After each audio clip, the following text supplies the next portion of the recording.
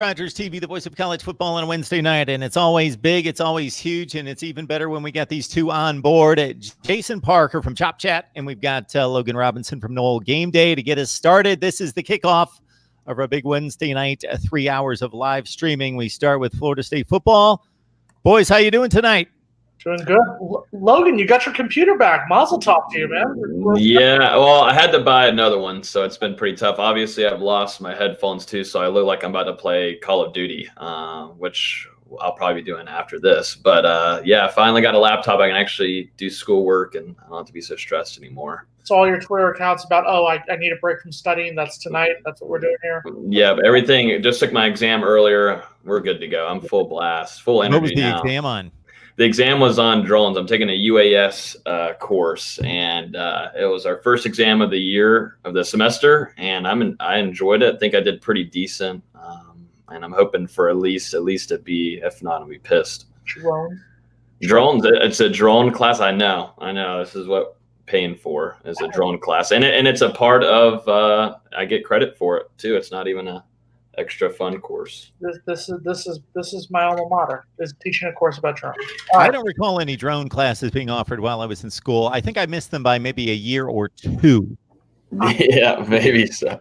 I took a geography. Logan and I separated just by a few years. I took a geography class where our textbook was a coloring book for my geography class my senior year, so I really can't talk about the academic prowess of Florida State University at this moment. So let's focus on good things. Florida State football has a winning record.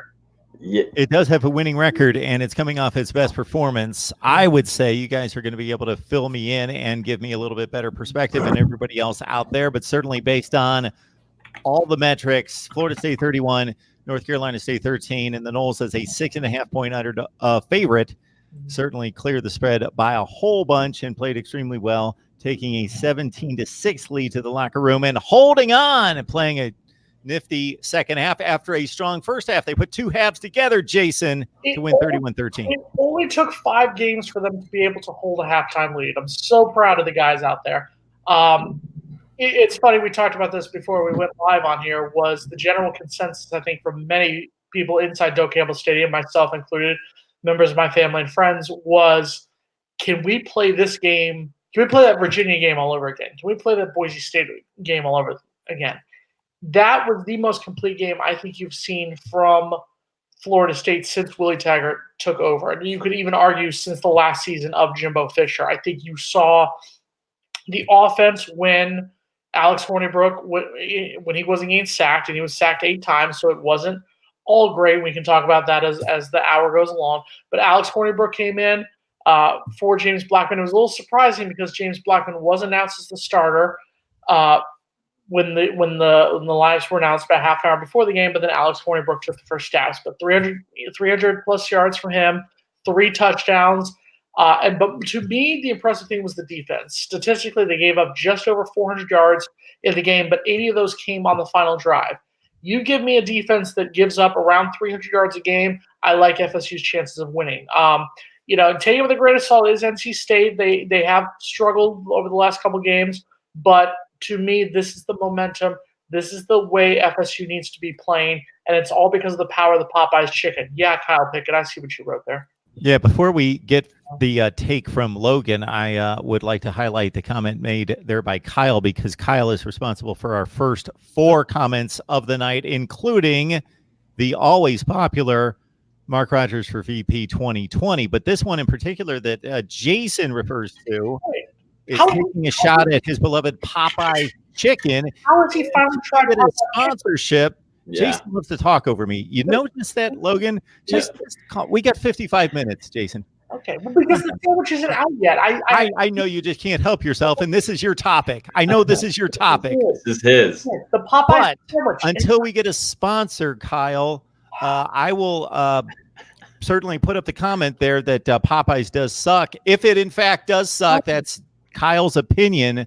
But as soon as we get a sponsorship from either Chick-fil-A, Churches, or Popeyes, then I will have to refrain from displaying such comments. Jason. Popeye's number 1. All right. First of all, how can he try it when the sandwich hasn't even come out yet? It was supposed to come out at the end of last month.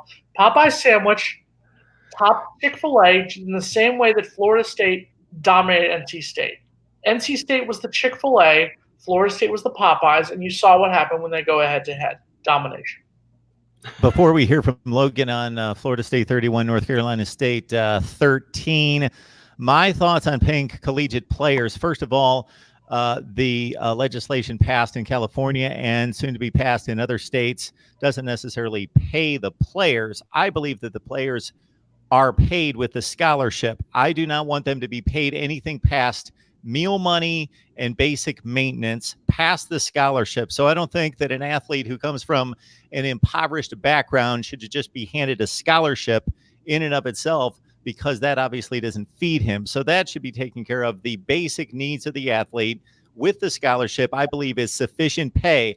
I do believe and agree with this legislation in theory, and not necessarily, I don't know how it's going to play out. It's going to be a messy situation, but I do believe that any American, we live in a capitalistic society, and I am full-blooded American and back it in every such way, that we should all be able to capitalize on our skills, our fame, whatever it is, and that student athletes should be able to profit from their likeness, from autographs and such. Yes.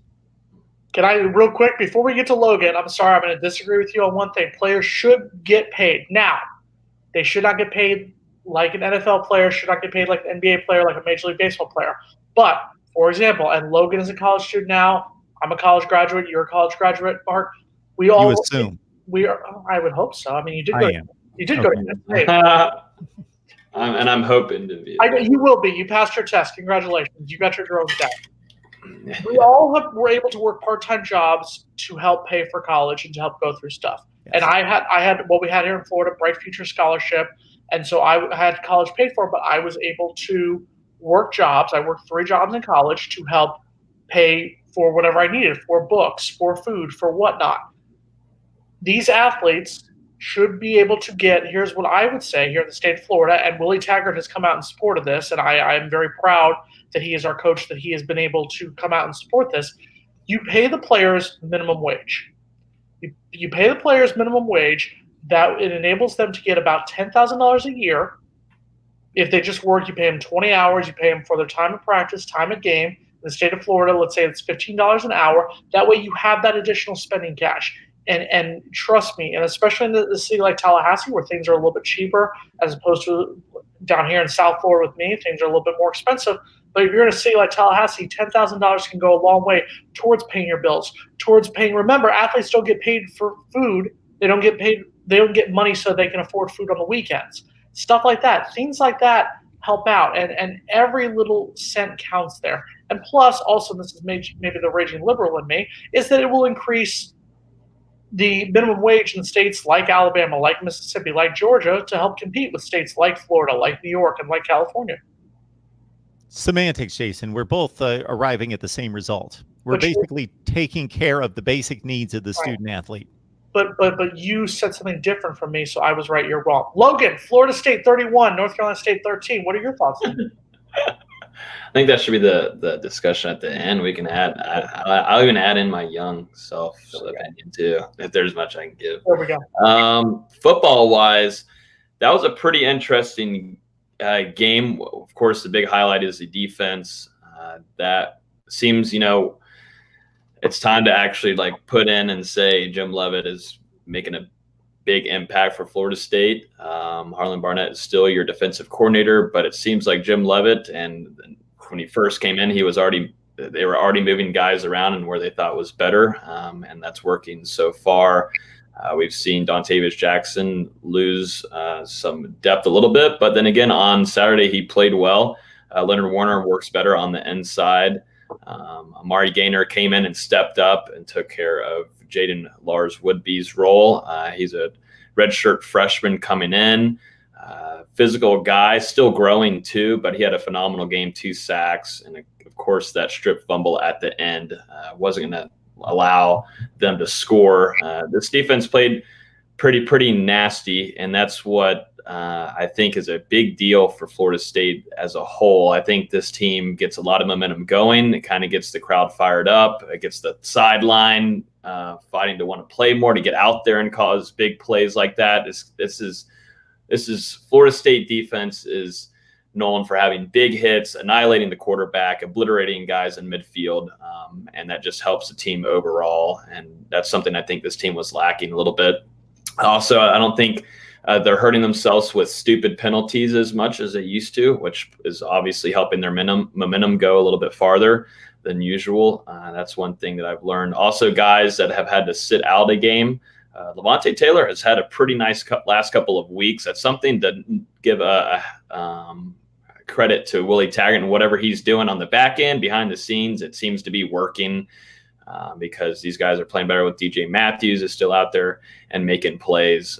So Levante Taylor is having a pretty decent last couple of weeks. I'm trying to note on a few other players. The quarterback situation, I'm sure we'll get into, but Hornibrook played well. Stats wise, but he did put himself in some bad scenarios with running right into sacks. I saw that in the first game. He just doesn't know how to really get away from the pressure at times, and it kind of puts him into where, 8 sacks, at least half of those were on him. Of course, offensive line probably didn't play their best game either, but having that mix of Hornibrook and them didn't work out so well. But yeah, moving forward, I don't think Hornibrook solidified himself as a starter whatsoever. And a lot of people are wanting to say, well, he's won the last 2 games. But I think once we get into the talk about that, I think Blackman will stretch out that offense a lot more than Hornibrook can. And it was pretty evident that NC State kind of knew what to do right off the bat, going straight after Hornibrook and bringing guys down and not allowing Cam Akers to rush any. They weren't worried about Alex Hornibrook's deep threat. So, a good game. And now you get guys back healthy with Ron Williams, which is a shock to everybody that's covering that Florida State. You would never thought, man, John Williams is going to cause a big impact for that offensive line, but that's the case. And you get back James Blackman. I saw him running after the game back to the end of the tunnel. He seems to be, close to 100%. And so we'll see what they have to bring to Clemson. They still get a lot of time, which I think is great, and learn what's not working. But right now, defense is improving week by week, and I think fans should be pretty happy about that. There's progress happening. There's not a decline. There's progress, and there's been some big impacts on the SP poll. The defense has moved. SP Plus poll, the defense has moved up 20 spots, and that's a big key. That's a big time impact. And now we'll talk about it too. But I think the Jim Leavitt and Harlan Barnett and Willie Taggart conversation is going to be pretty interesting moving into next season too, because obviously Leavitt is playing a big impact, and he's very smart-minded with the defense. And that's exactly what I was going to say. Jim Leavitt is that defensive coordinator right now, and you cannot hide the fact that since he's come in, that defense from the first 2 games against Boise State and the 1-point victory over Louisiana Monroe, you cannot argue that defense has not played lights out much different, much better since Jim Leavitt has come in over the last 3 games. Yes, they lost to Virginia, but even then, the defense played much better than they did in the first 2 games. So I think that's the biggest key so far, has been you've got another set of eyes that has been in this game for, we're talking about 30-plus seasons, getting the job done. So I think he will be the defensive coordinator next year. Sorry, Harlan Burnett, but I think we'll see Jim Leavitt. Yeah. And note the other interesting thing, Jason, is that possibly definitely in the top 5, but one of your top defensive players are out for the season. You got your top defensive end, Joshua Kane-Doe, is out for the season. He's not on the field. And then you also have Jaden Lawrence-Woodby, who is not on the field and won't be there for the rest of the season. Yeah. This defense is stepping up. There's younger guys coming in, guys that haven't had a lot of playing time in their past are getting up there, and they're causing some havoc. I think Janarius Robinson has came in and is looked pretty nice, trying to fill in that void that Joshua Kane is not there with. And it's going to be interesting to see, the hit that was stupid. See, I've played football. I've played against Gainer. It's football. It's so stupid. And I get tired of seeing some people, the crown of the helmet, but let's be real. He's 6'5". What do you want a 6'5", 255-pound defensive end to do? And Hornibrook looked like he was crouching anyways. I don't know. Do you want him to go to his legs and tear his ACLs, both of them? And what else do you want him to do? It's kind of ridiculous. But then again, I was at the game and I saw where they almost threw out Hamson Azraeldine, who is one of their best defenders, top tackler of the season so far. They almost threw him out, but I didn't get to see the film on it. But some people are saying that they didn't call it on Hamza because they kind of screwed up the Janaris Robinson call, but I might be wrong. Well, that's the thing. We'll toss this back to Mark in 1 second, but I think that I understand the call. I even understand him being kicked out of the game. I do get that. I do understand. I support the move for safety in college football. What I don't support is the ACC going back, getting the opportunity. They had the opportunity to go back, look at the replay, and take away his suspension for the first half of the Clemson game, and they still didn't, even after you clearly look at the video, look at it in slow motion, look at it in real time. It was not a helmet-to-helmet hit. So that is what bothers me, and that goes back to my continuing beef with being a member of a joke football conference in the ACC. But that's something that we will talk about next week as we prepare for the Clemson game. But and let's just say one thing, and final thing here. None of us are saying that Florida State is going to beat Clemson. We'll do our previews right now. Clemson is going to beat Florida State. Would that game be a lot closer if the game was this week? I think so. I think Florida State would be competitive if that's the team that comes out against Clemson, and Clemson's coming off a 1-point victory last week against North Carolina. So none of us are sitting there getting our hopes up for a 10-2 season, for making a New Year's Six bowl game at this point. What this gives us hope of is that instead of, we're 2-2 after another fourth quarter comeback against Louisville, and can this team win 6 games? Can this team go to a bowl game? Now, all of a sudden, an 8-9 win regular season, and maybe sliding into an Orange Bowl like in 2016, all of this stuff becomes realistic. All this stuff becomes possible, because even if with a loss at Clemson, you're 3-3 with a much easier second half than you faced last year. That word hope you just brought up, Jason, did not exist a few weeks ago. Nope. That hope has gotten stronger and stronger and stronger. And again, we do not expect Florida State to compete with Clemson. But if you go with the transitive property, which I have some faith in, I don't believe it completely works across the board. If you take North Carolina, if you take Florida State, they seem to be pretty comparable teams. And of course, we saw what North Carolina was almost able to do against Clemson, come within a 2-point conversion of pulling off a major impossibility, we all thought. Kyle Pickett uncovers a truth every week. This is what this guy's mission and purpose in life is. And he is displayed to the world and let everyone know that I am a genius. Is he your cousin, uncle, nephew? What is the relationship? Family. Okay.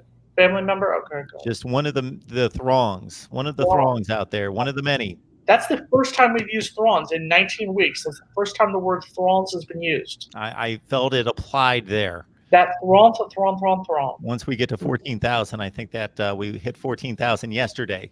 So we got to throngs. I believe we could now justify the usage of that word. All right. So we talk Florida State football each and every Wednesday night. So make that connection. Wednesday night, 7 o'clock. What do I do? Oh, yeah, Florida State football. I got to listen. Yeah, I got to hear from Logan. I got to hear from Jason. And, oh, yeah, that guy that keeps him in line, that basically keeps him on the rails, doesn't let him get too high and too off into la-la land, especially Jason. Pulls him back down to earth, gets him back to where they should be. Yeah, that guy. That guy, Jason. Logan, I'm sorry that I put you in the same category there. Just briefly. Real quick, just because we talk about our corporate sponsorship here, I want to give a shout out real quick to Spirit, where we went to go eat before the game. We went to Hooters the night before in Tallahassee. A quick shout out to all the places I eat in Tallahassee. Mazel tov to all of you. So thanks for feeding the beast. I appreciate it this weekend. Yes, I will do it like that. That's how I roll, Logan. None of us are getting paid for this, Jason. We never got paid. Are you getting paid? Are you getting paid?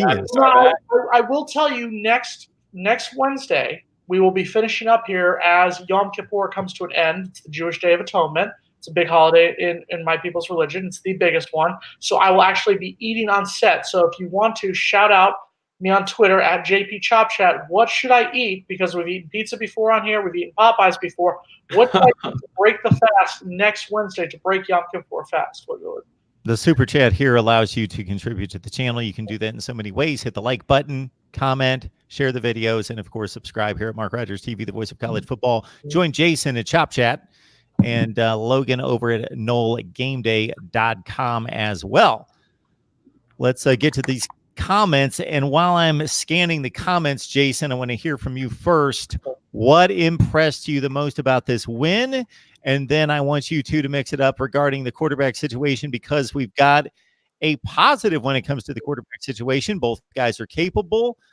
Hornibrook coming off a nice little nifty 316-yard performance, 3 touchdowns, no picks, and 40 pass attempts with 29 completions. He did stand back there like a statue at times, as Logan outlined, but a nice effort from him the last 2 weeks.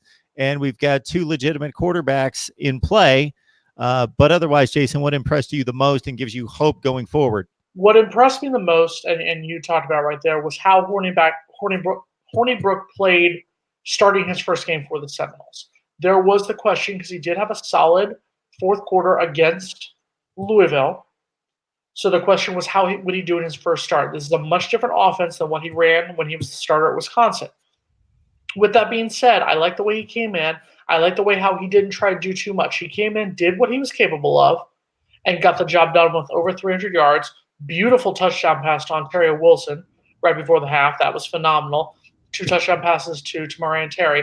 So I like that. I'm going to also give you a negative. The negative is that I thought the offensive line did take a step back. I know that it's dealt with injuries, it's dealt with changes, and it's still trying to find itself and find that offensive line from 2013, 2014. It went back a step this week, and that is a step back that it cannot take against Clemson. If it plays like that against Clemson, Clemson is going to destroy Florida State. Not as bad as last year, but Clemson will win very easily. So I will give that. Now, we talked about this before, and Logan and I can talk about this here. The question is, do you start James Blackman against Clemson? From an MCL sprain, he should be in that timetable where he should be healthy, and then he should be fine to play against Clemson. Or do you go with someone who is the hot hand in Alex Hornibrook? To me personally, I stick with James Blackman, and I know, and I've had critics on social media today who've said, no, Alex Hornibrook looked great. Alex Hornibrook looked phenomenal, and I praise him for that. To me, FSU is in a great spot right now because you have 2 quarterbacks who are solid starters, both who can start a game if need be. To me, and I've been critical of James Blackman after the Boise State game, after the Louisiana Monroe game, and to a certain extent after the Virginia game, of him playing himself. Is he playing himself out of the starting spot? To me, he has not yet. And that, I think, you owe him.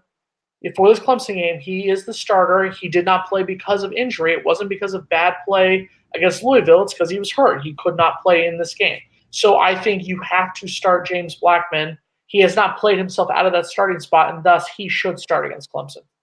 Mm-hmm. And I agree on that. The thing that I think, you already noted on how, he's letting himself get sacked, and the offensive line played not its best performance at all this year, so that also didn't help. But one thing, who's Florida State's best player this season? It'd have to be, of course, offensively, Cam Akers, since we're talking about the offensive side of the ball. And in order for Cam Akers to have a good game, they're going to have to stretch the field a little bit. With Blackman, when he comes in, that already starts giving a threat to Clemson and their defensive backs and their linebackers. They're going to have to cover with the NC State, and what they did very well, which I noticed early on in the game, the first half, really, Florida State had no offensive running game, 0 yards. And that played a big role in how the offense was playing. But of course, with NC State, they brought all their guys down. They made sure to take care of Hornibrook and stuff the run. You got to start stretching the field. You got to make sure that defense gets spread around back there, and that's what Blackman brings to the table.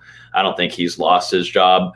If Alex Hornibrook looked phenomenal against NC State and looked just unreal, then give him the job. And if he did have a nice ball to Ontario Wilson, but it's still Blackman's job right now. He's the starting quarterback going. He's your biggest leader. You got to have that kind of leadership. The guy that's been there the longest, definitely when you're going to Death Valley, which could possibly be a 7:30 primetime matchup on ABC, you got to have a guy in there like that to kind of loosen up that locker room too. We saw it in 2013. You had a young Jameis Winston in there and other guys helping loosen up that locker room. James Blackman is your number one guy to do that. He was doing it before the Alabama game, before he was even expected to play a snap. against Alabama in 2017. So, I think James Blackman is your starter. The thing is, though, you can kind of mess around with two quarterbacks if you want. That's something that Kendall Briles can utilize, and Taggart. It's not hurting anybody. Just having Blackman in there, I think, helps this game at Clemson more than anything. Got to stretch that field. You got to get Dalvin Cook. Got to get Cam Akers going, because that's what is going to be. That's your best weapon right now. In order for him to be utilized the best, you got to start stretching the field a little bit, so then you can get some running game going. If not, Clemson will about just destroy you. In the front, linebackers will pull down. It won't last long. So, stretch that defense as much as you can. I think James Blackman is most definitely the guy to do that. And I'm going to actually apologize for something I've said in the preseason, where I was very critical of Cam Akers and said that, last season, yes, the offensive line was atrocious, horrible, god-awful. And I said that it was Cam Akers' responsibility, because all we heard when he came in the 2017 recruiting class was how this is one of the best players, and how I think he took a step back. And as much as you want to blame the offensive line, he had to take a decent amount of the blame for only having, I believe it was 708 yards last season. I'm just going to look real quick. Yeah, he had 706 yards last season. So far this season, one look at the stats, the man has 582 yards through 5 games. He's averaging 5 yards a carry, has 3 games where he's averaged over 5 yards a carry, and another game over 4 yards a carry. That's 3 carries, and that's a first down right there. So I'm going to give Cam Akers credit. Cam, thank you for proving what I said, that you need to step up, and you have. You have 582 yards through 5 games. That's averaging over 100 yards a game. That, to me, is going to be what carries FSU through the rest of the season. If you can have Cam Akers getting, he had a little over 80 yards against NC State. If he can do 80 yards a game the rest of the season, to go with either Blackman having decent games or Hornibrook coming in and having decent games, whoever's quarterback, this team has the potential to be dangerous. This team has the potential to keep Clemson on guard, to keep Florida on guard at the end of the season, and potentially pull off a win or two that you may not see coming. Mm-hmm. Yeah, and another thing, noting back to Blackman, that's a difference than Hornibrook, because I know there's still people pulling for Hornibrook, and that's I can definitely understand that. He's won the last 2 games, and they have a good momentum going. But this defense really was the strong part this last Saturday. Hornibrook isn't that elusive with getting away from pressure. He's like a magnet to it. If you go back and watch film a little bit, he kind of puts himself in a tough scenario, and he puts himself right there to get sacked easily. James Blackman, which you're going to want to have against Clemson's defensive line, just them alone, you're going to want to have a guy that can pull up, move around, roll out a little bit better. Most definitely in that kind of environment, you're going to want to have him there a little bit, that can get away from the pressure and get those throws that you might not see that Hornibrook can get, where James Blackman likes going deep. And that's where I think it's time, and we'll get to it, I'm sure, for Florida State's wide receivers to have a pretty decent game. I think one-on-one scenarios, you got Terry right there.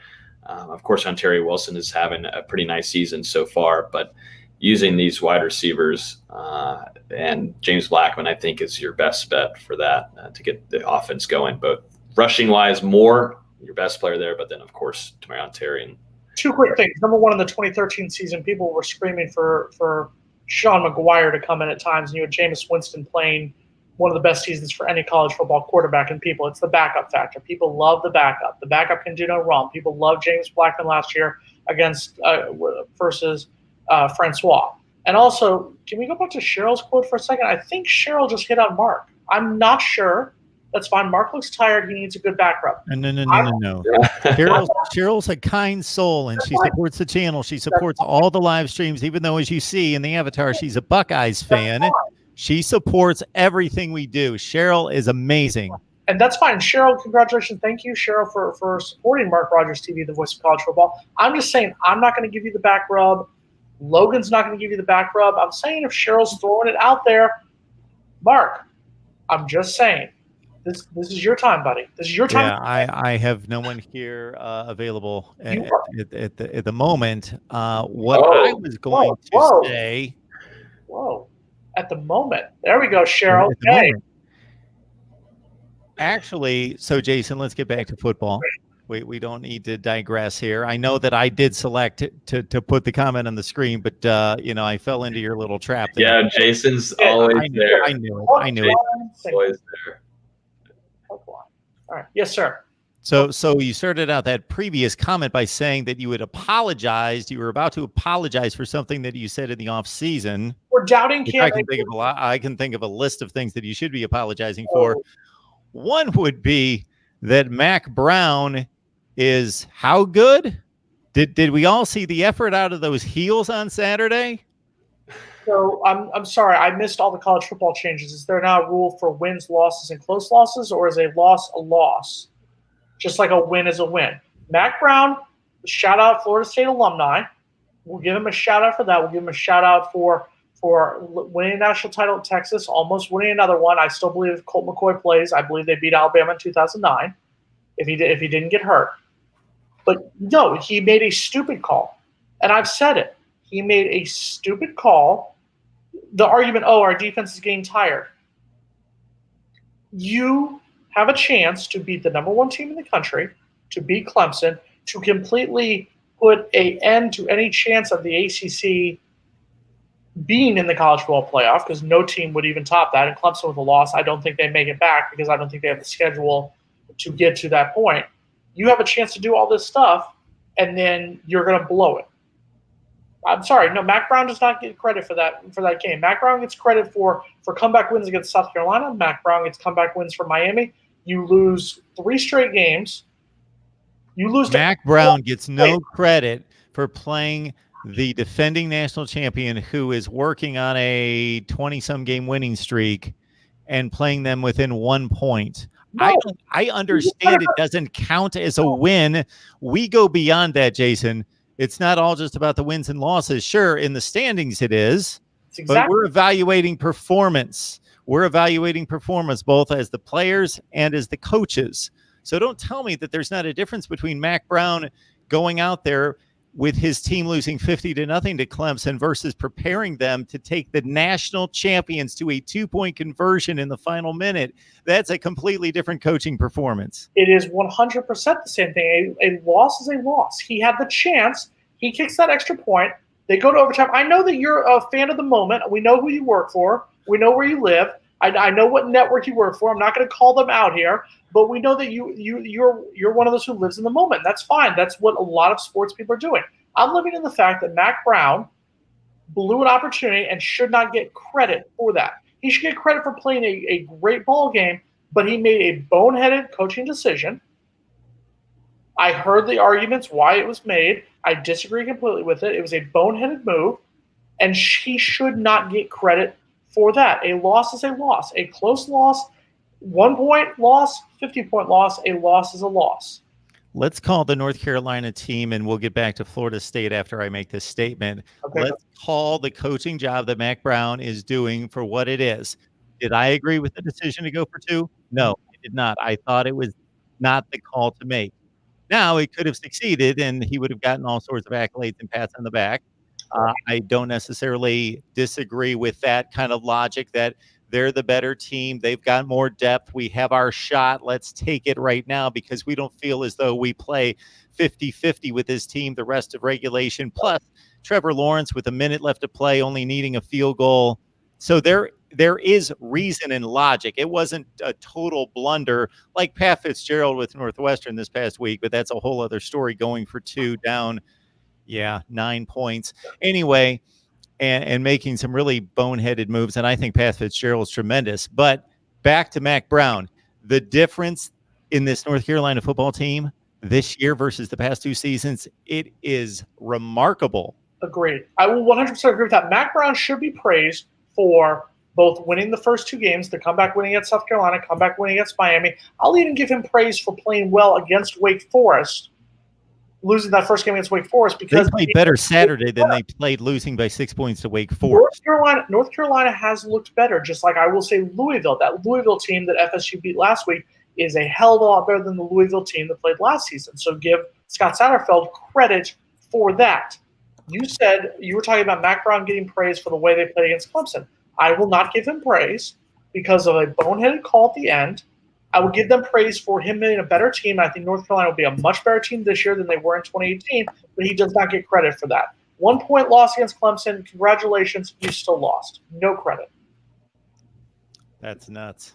That's crazy. That's crazy talk. I never said you're telling me that if in 2 weeks from tonight we're sitting here after Florida State just lost by 1 point to Clemson, you're not going to have anything positive to say about the coaching in that game that took Florida State to the brink of pulling off a major upset? Well, I've already told you before that Willie Taggart's the best coach in the ACC. I mean, we already know that fact. That's a given right there. So, I mean, there wouldn't be any more praise that I could heap upon the man who will lead Florida State to championship after championship after championship. But that being said, no, I will. It all depends on how Florida State plays. What I want to see in 2 weeks, and we'll talk about this next week more, and we'll talk about it for the next 20 minutes or so here. What I want to see out of Florida State is a better performance. I want to see the Florida State team that played in 2015, where the game was tied in the fourth quarter until Clemson scored 10 points. I want to see the Florida State team who played in the 2017 game with James Blackman at quarterback, and they were only down 3 with 5 minutes to go, and they had the ball within range, you could say, of a long field goal attempt, and they were driving down the field before a turnover. I want to see competitiveness out of the game. Once again, I will give Florida State credit for playing. If they can play a solid game, lose by 7 points, 10 points at the most, I'll give them credit. But I'm not going to give them credit for a loss. A loss is a loss, Mark. I know you. I'm not trying to credit them with a win that they didn't earn. I'm not trying to say they won 20-21. I'm not trying to credit them with a win. You just completely contradicted yourself by saying you're going to give Florida State credit for staying within a touchdown of Clemson, but you won't give North Carolina the same credit. And Florida State should be able to play a much better ball game based on talent on the roster than North Carolina. Is this Mark Rogers TV, the voice of college football? It is Mark Rogers TV, the voice of college football. And before we hand this over to Logan for a little bit of logic and wisdom to finally get us back on the rails, folks out there, I want to extend an invitation. In future weeks, we don't want Logan carrying this entire show. We're looking for a second analyst. Okay, got it. So we need a second analyst on here to evaluate Florida State in the ACC.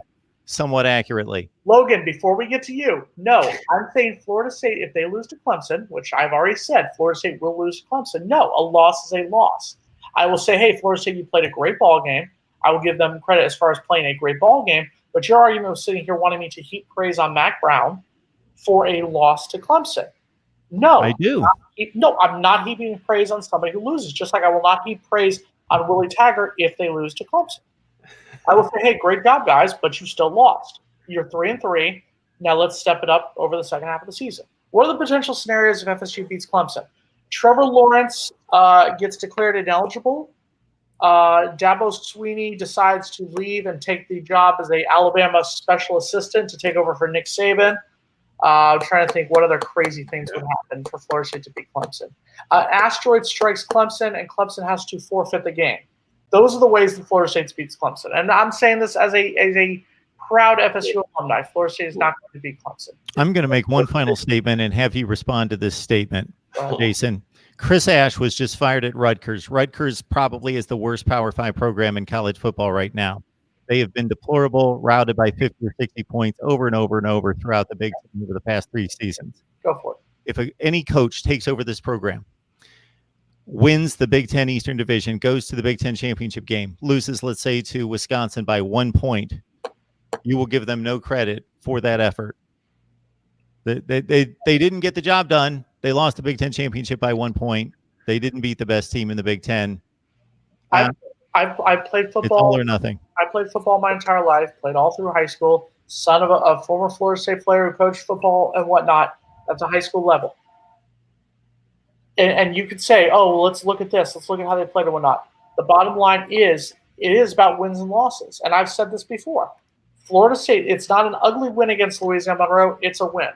Florida State was not an ugly loss against, or a close loss against Virginia. It was a loss. A win is a win. A loss is a loss. Mac Brown, shout out FSU, class of 74. He lost. No one is discounting that we alter the standings. Yes, that was a win for Clemson over North Carolina. That was a win for Florida State over Louisiana Monroe. But we are here to analyze the sport, analyze the games, evaluate the performance. I'm still waiting on my paychecks from you for all those specials I did in the preseason. That's all I'm throwing out there. As soon as Logan, we get the Logan, save Mark. Mark Rogers TV, the Voice of College Football, needs you to save him. He's just talking. Now he needs your help to side with him so that it's 2-on-1 against the real Voice of College Football, Jason Parker from ShopChat.com. I was going to bring up the thing about Rutgers and their situation now, like their top 3 candidates. They haven't hired, well, of course not, but top 3 candidates, and Jim Leavitt is also in there. So that's why I was talking about earlier on here about that Taggart's got to kind of pull Leavitt behind and say, hey, don't take that job right now, please. We're going to pay you next year. We're going to promote you to defensive coordinator, or maybe he could be picked as a Leavitt would be. They had Schiano and Butch Jones up there. So Leavitt would probably be the cheapest out of all 3 of those. And that's going to be interesting to see. But Taggart's got to be able to see. The thing, though, the advantage that Taggart has is that he and Leavitt are close friends. So that might help the situation. I think Leavitt is liking what's the environment of Florida State. I think he likes the passion that it comes with it. The fan base is, hungry for wins, and I think he likes the challenge. He's an older guy, and maybe he likes having this he likes growing things into better situations, and I think he does stay at Florida State if Taggart's able to pull him aside and everything. But that's something to keep an eye on, honestly, because going into the Clemson game, who do you think needs to have the best game or need to have their best game ever in order for Florida State to beat Clemson? Of course, you got the quarterback situation, but if we're taking quarterback's quarterback, but offensively, defensively, I think it's time for, we already know what Cam Akers is. And if Blackman's in there, I do feel like Florida State can run the ball a little bit, but I think this is Marvin Wilson's time to show out and be a household name. I think this is a dog that is a top, in my opinion, he's top 5 NFL draft kind of dude. He's already was an NFL size in high school. He's absolutely destroying kids. They're having to put 2 guys on him. He's bullying them. He's pushing guys back 5 yards behind the line of scrimmage. I think this is where he's got to show out big time, and they've got to get to Lawrence, and that's got to be a big thing immediately to start the game. Got to throw blitz packages at him, but Marvin Wilson has got to be the guy. This is where he's got to show out. He'll be fully rested. Marvin Wilson. You got a fully rested also with Cam Akers. But big boys need their rest, and he's going to have his rest, and this could be a big game for him and going after Trevor Lawrence and the running game. What is showing out to you? Because to me, I think I hear. I mean, do you think he needs multiple sacks? What would you say if the dream stat line for Marvin Wilson after the Clemson game is what? 4 sacks. Okay. 4 sacks. I think that's all. I think that. Have you been drinking? Did you drink some more of that natural light that's up there, or what? Because I got water if you need something to sober up real quick. He's not going to get 4 sacks. In a perfect world, God bless, I hope he does. He's not going to get 4 sacks against Clemson. Sorry. That would be the absolute big time showing out. Logically, I think all he really needs to do is cause a lot of havoc on the inside and let Durden, who's had a solid season so far, come in and maybe take a little bit of the pieces of the cake from Trevor Lawrence or whatever they're trying to do to pressure him. But they got to also be smart too. I hope Barnett is trying to cook up some stuff with Leavitt about what they ran with Boise State, because that has got to be what's ran against Trevor Lawrence. I don't care if he's in his second season and he's the next whatever the hell he is, got to throw blitzes at him no matter what, or it's going to be a problem. And to touch on what you said about Levitt real quick, I'm just going to throw it out there. People tend to forget Jim Levitt, both from his time where he was a longtime coach at USF down in the Tampa area. He's from the state of Florida. He's from the Tampa Bay area. I believe he's from Pinellas County, St. Petersburg area. So he's 4 hours from his home. He's in a state that he knows. He's in a state that he's recruited more than a lot of other assistants. He recruited a lot of guys out to Oregon. His time at Colorado and whatnot, he was big on recruiting the state of Florida and whatnot. He's happy to be home. He's happy to be home. He's happy to be at a relevant school. Sorry, it's not FIU, it's not FAU. It's at one of the top three, the big three schools in the state of Florida. In his home state, he's 4 hours from his mother. She's in her 90s, and he had talked about that's why he stayed out of coaching this year.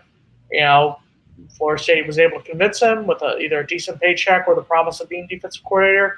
Next year, we'll find out what happens there. So I think that's what you're seeing when you talk about seeing a refreshed Jim Levitt. And I believe this is the most that a defensive analyst has been talking about in a while. Yeah, so essentially his and we see similar positions like this, especially in Alabama, where they've got like 48 assistants, and we'll get to the Ricky Aguayo comment, or what are their, however they've spelled his name. Done with Taylor Boy. Done with him. A lot of U's and Y's there. Just in regards to Jim Levitt's role with the team, we hear the term analyst, but what do we think he actually has done? Because his pedigree, as Jason has outlined, both at USF and his connection there, but since then, going to Colorado, for example, and helping to raise a program that has been in the ashes for 15 years before him, and then immediately after his departure, and lifting them to a Pac-12 championship game and one of the best defensive efforts in the conference that year. Then he goes to Oregon, and they instantly jump like 40 metric points in the S&P Plus. So what do we think that he has accomplished in such a short time there at FSU? Aggressiveness. And you look at the first games, the Boise State game, the Louisiana Monroe game, when they were blitzing, when they were bringing guys in and trying to actually, like, I'm trying to say this without being sarcastic, play college football, play how football how it's supposed to be played, and bringing pressure, they're able to accomplish it.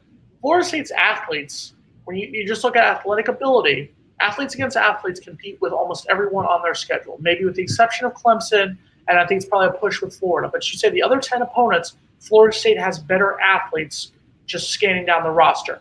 When you bring that pressure, when you bring Marvin Wilson, when you bring when he was healthy, Jane Lars Woodby, when you bring all these guys in, you're able to get stuff done. He has brought back, and you look at his time at USF, his time at Oregon, his time at Colorado, it is that aggressive style. And I think he's brought that extra set of eyes and a more aggressive set of eyes, as opposed to a Harlan Barnett, who tends to be more of a finesse defensive coordinator. And I hate to use the comparison because I don't like to compare teams from different eras and teams from whatnot. To me, Jim Levitt is the closest thing FSU football has had to Mickey Andrews. And Mickey Andrews spent 26 seasons coaching that defense and was arguably the greatest coordinator, at least in the last 50 years of college football, with what he did for those defenses for FSU. I think if Jim Levitt can get the keys to the defense in the 2020 season and beyond, I think it will be very interesting to see how far he can take it. Jason, Christian here, Christian Andino, he knows. I bet if it was FSU making the game this close, like UNC, the dude in the middle, he'd be praising Willie like if he was God. I'm the dude in the middle. That's me. How's it going? Dude in the middle. Chat.com. I would say, and once again, I gave Mack Brown credit for having a great effort and for being a much better coach for North Carolina than anything North Carolina had last year. And once again, I'm going to give all the listeners at home a second. Everyone listen. Everyone's got it? Okay. The disagreement was Mark Rogers TV, the voice of college football, wanted Mack Brown to be praised for the Clemson game. I am not going to praise somebody for a loss. If Willie Taggart loses by 1 point, by 50 points to Clemson, I will not praise him and say he deserves a 4-year contract extension because they lost to the defending national champions, whether it's by 1.7 points, whatever. A loss is a loss, a win is a win. I know that Mark Rogers TV is not arguing that, but that's where this whole thing came from. So everyone calm down. Mark Rogers, TV, and I love each other. Jason is delusional. He is. What has Jason been smoking? I stopped smoking in college. I've never smoked weed in my life. I stopped smoking cigarettes because in college because I realized I couldn't afford them. There you go. I was like, why am I working 3 jobs and smoking? And I was able to quit one of those jobs. So shout out to Publix in Tallahassee. I want to note something on Levitt too, which I found pretty interesting, which Taggart talked about, and also players are talking about in interviews, is that he's bringing a ton of energy to practices. And I'm wondering what, I thought we were hearing good things about the energy being there and whatnot, but it seemed like stuff was actually being very stale at practices, and something that the players have said, even Durden, maybe Gaynor said it too, but Levitt has brought a lot of energy to this team, which it might have needed. Maybe it was getting really stale at practices, which it kind of sucks because there was still early on in the season. And him coming in, bringing that kind of energy. And like you said, Jason, with Mickey Andrews, there was a lot of energy. I mean, it was a nasty defense that he built and it was set upon. This is what Florida State's defense should be 24/7. This sets the tone for every single game. Look at the 2013 team and look at the years behind whenever I couldn't even see him. I was too young. But just watching film on that. But the 2013 team that I went to almost every game to see, it was just violence. I mean, it was violence every single play. And of course, now a majority of them are in the league. Most of them even starting. But it was just, I don't know, just angry defense, pissed off, like someone had just said something about their mom, and that's how they played. And that, I think that kind of maybe Levitt and they're kind of giving that defense a wake-up call, and that's what Taggart was trying to do coming in, but it just didn't seem like it was working that way. And I think the younger guys are learning a little bit quicker now too, because you got Jaleel McRae that's getting some more reps, who's going to be a stud there at linebacker position, in my opinion, and Dontavius Jackson had a nice game too. But younger guys coming in are going to come with that nastiness. And I think Taggart is recruiting the right guys. So this could be a good sign for Florida State's defense as a team and as a whole, because it is big. Florida State needs a nasty defense. Mark, I know you're trying to be the control and being the man behind the curtain here. Can we go back about 3 quotes real quick? I pointed down to it earlier. If you could, please. Yeah. I'll address that. That's why I put it up there. Although I can't. Shout out to the man of the day, Marvin Williams there with Irvin Williams. I apologize. I would just like you to address it because I agree with Irvin, but I would like to give you the opportunity to address. There's nothing to agree with there, so I cannot go back. I can only go back about 10 comments, so I cannot bring that back on the screen. So basically, what was stated was, if Florida State gets within 1 point of Clemson, Mark is not going to give Willie Taggart any credit. There is absolutely no evidence of anything that I've stated in the past about Willie Taggart or other coaches across the country, with my approach to college football analysis being completely neutral, that I would not give Willie Taggart credit that he did a nice coaching job preparing that team to play within 1 point of maybe the best team in the country, certainly one of the top 5 teams in the country. I certainly would give credit to Florida State. If they go to Clemson and play within 1 point, depending on how the game goes. Now, I may lean that Clemson didn't play well, but I would still give a lot of credit to Florida State for playing a game to that magnitude within 1 point of Clemson. Yes, I would. And I don't know, and there's no evidence of me not giving credit where credit is due for good performances, both as a coach and a player. So that I have been tough on Willie Taggart. This is not historically. I have ranked Willie Taggart fairly high among ACC coaches going into his inaugural season. And then prior to that, as a, let's say, roughly top 30 coach in the nation, in his group of 5 stops, Western Kentucky, UCF, and then his 1 stop at Oregon. He did a horrible job last season. That doesn't make him a horrible coach for his entire coaching record or tenure, but I will not take any argument from anyone that belies that he did not do a horrible job last season. He did not. It's not all of his fault. He inherited a situation, but he did a horrible job managing that football team and game preparation week to week. I don't necessarily disagree with you that he did a bad job. I think the word horrible is way too much considering how much of a dumpster fire that was left. But we're going to end on this note. We have 3 minutes left here. I want it documented. October 2nd, 2019, if Florida State gets within, let's say, 3 points. 3 points of Clemson. Let's say Clemson wins. It doesn't have to be 3 points. Florida State could stay within 2 touchdowns of Clemson. They could play a really solid game, lose 35-21, and I would come on here and say Florida State looked good. They played their best game of the season. They're playing maybe the next national champion, and they played fine. And it was a 28-21 game with 5 minutes left, and then Clemson iced the game with a final touchdown, and they played really well. As I was saying, it doesn't have to be a field goal game. As I was saying before I was interrupted, if Florida State loses by 3 points or less, you, on the show afterwards, will have to wear a Do Something t-shirt. I will order it from the Florida State bookstore, a picture of either we'll get a picture of Willie Taggart or the hashtag Do Something.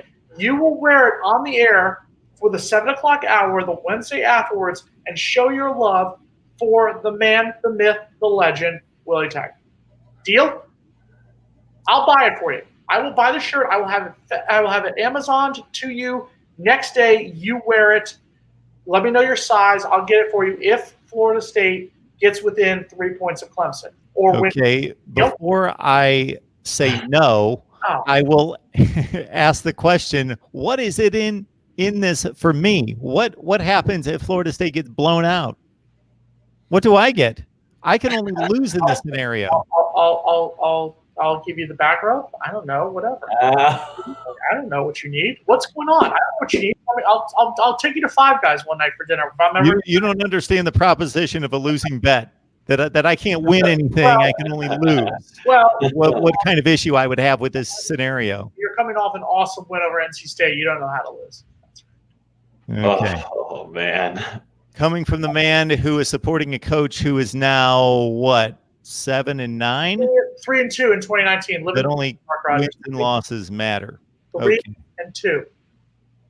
Logan, what do you have for us this week on Knoll Game Day? A lot of probably focus a lot about on NFL while there's time. We'll do a lot of previewing, of course, for Clemson. But Jameis Winston is having a pretty damn solid year so far, except for the first week, of course. But he's playing nice. He's playing very smart. I've liked this. Florida State has a pretty nice quarterback and running back in the league right now.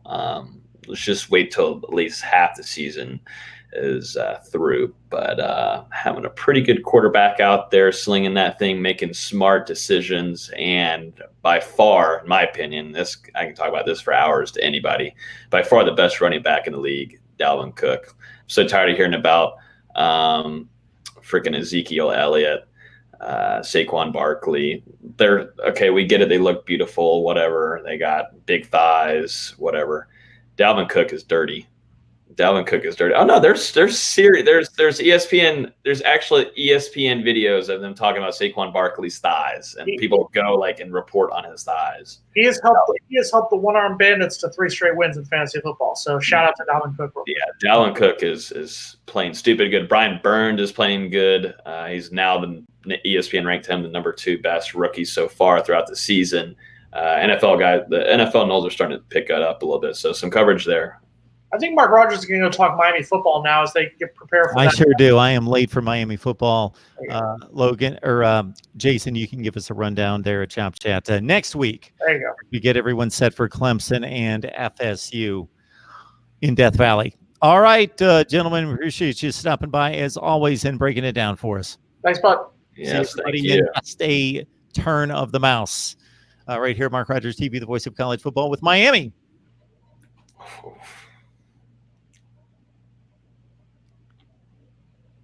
All right, guys.